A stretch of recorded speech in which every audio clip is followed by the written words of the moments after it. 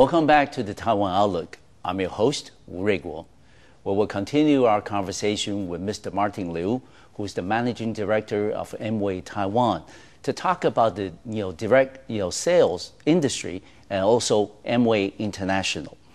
Martin, can we start with the operations and presence of Amway have, not just in Asia, but possibly major parts of the world? Can you give us a brief overview of the operations? Amway is a global company, and actually this year we are going to celebrate our 50 years anniversary. Really? Where's the celebration going to be? Taiwan? No, since it's a global, we are going to celebrate in our headquarters. Yes. In Michigan, Grand Rapids, and then we'll move to Las Vegas for a fun party. Yeah, the American economy also needs a boost. You're right. Yes. Well, go ahead. 50 years ago, Amway was founded in Michigan, and then in Amway Taiwan, it was founded in 1982. 82. So it's almost 20-something years ago. Yes. 27. Yes. Yeah. And China, well, you mentioned that my title is the Managing Director of Amway Taiwan. Yes. I actually had another working title. Yes, simultaneously. Right. I'm also the Vice President of Amway Greater China. And that's the reason why I was able to bring Chinese distributors from mainland to Taiwan. Yes. Well, in Taiwan, that Amway is 27 years. We have achieved quite good business in the last 27 years.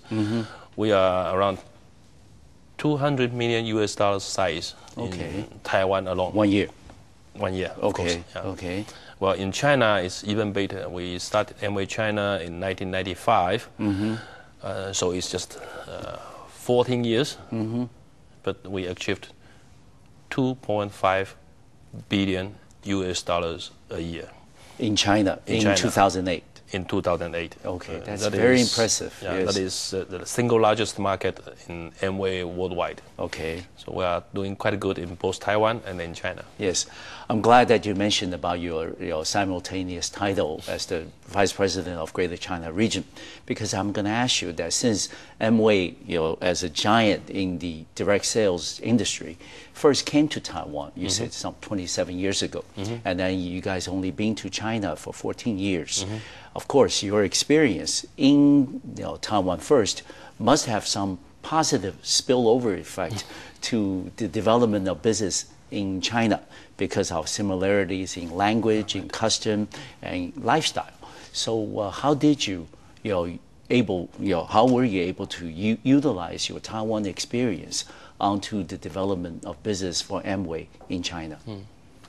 Well, I think we cannot assume that the Taiwan experience was the reason why we can be so successful in China market. Okay. Although we did have certain number of Taiwan distributors who have experience working in Taiwan market. Yes.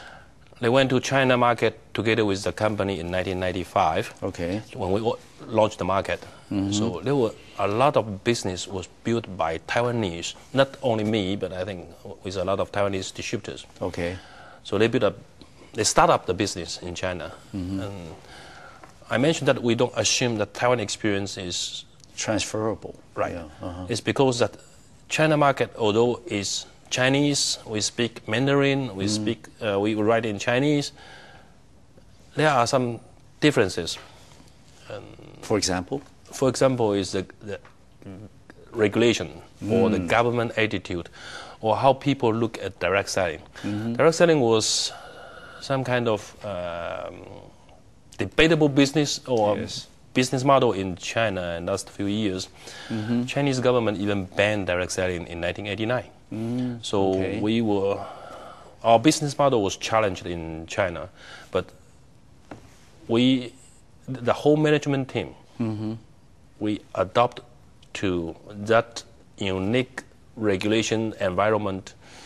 We were flexible enough. For example, we open shops. Okay. As you know, direct selling, we don't. You don't have shops. We don't have shops. Yes. We call ourselves non-shop direct selling. Yes. And we operate by shops in China. Okay. We have more than 250 real good shops. Stores. Yes. almost in every city and every provinces.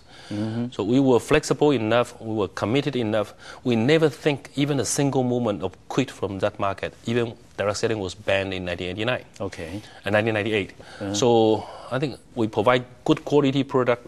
We committed to that market, and we train our distributors well. We spend the highest budget compared with the other market, Amway market.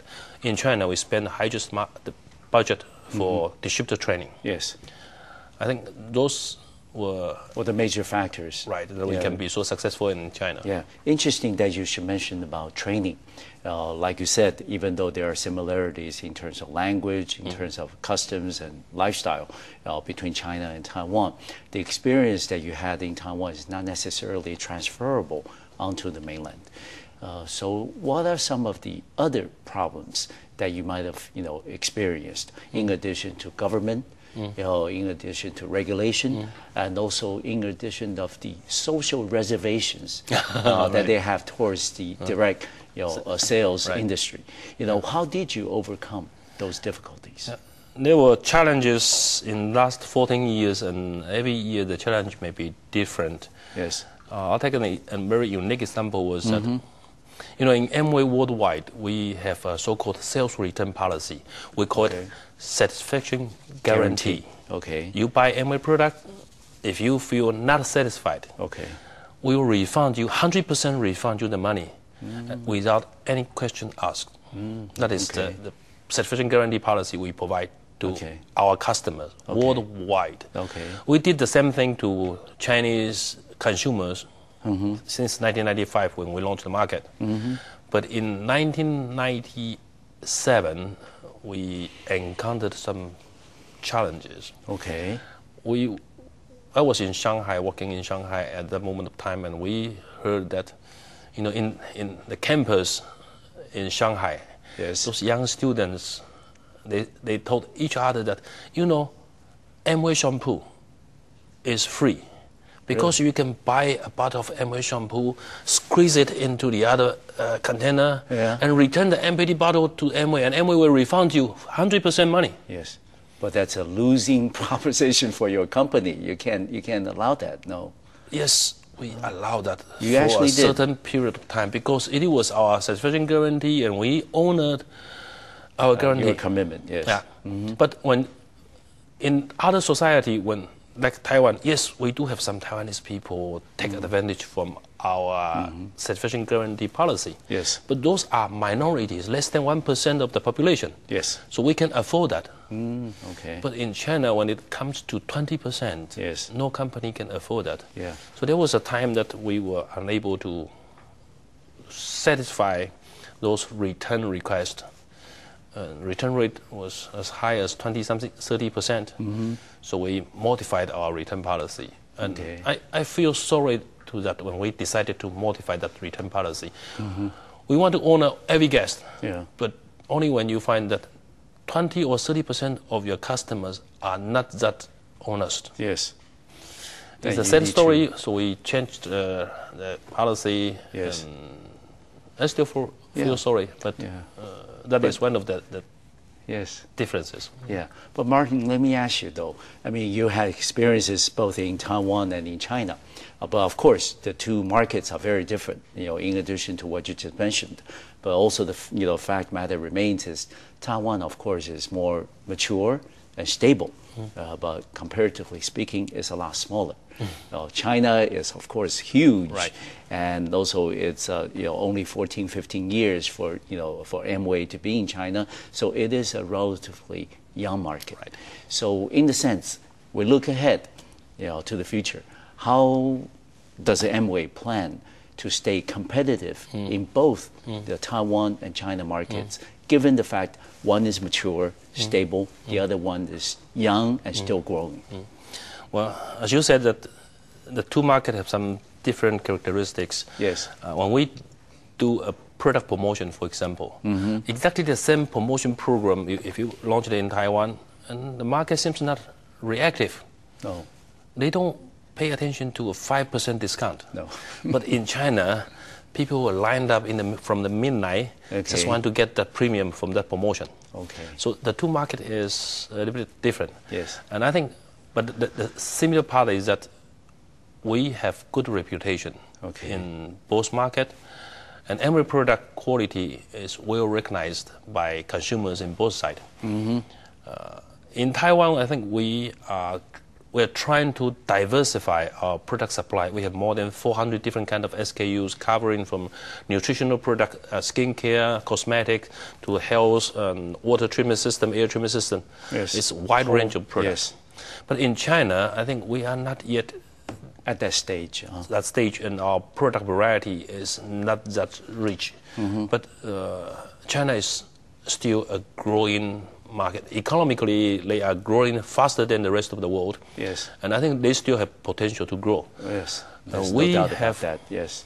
Yeah. Trying to keep competitive or keep growing is that our strategy is to geographically expand from the coastal area all the way to the northeast area. Yes. And we still have so many different new products lined up. Yes, waiting for launch. So I think in China. It's a very promising market. Good. For us. Thank you very much, Martin.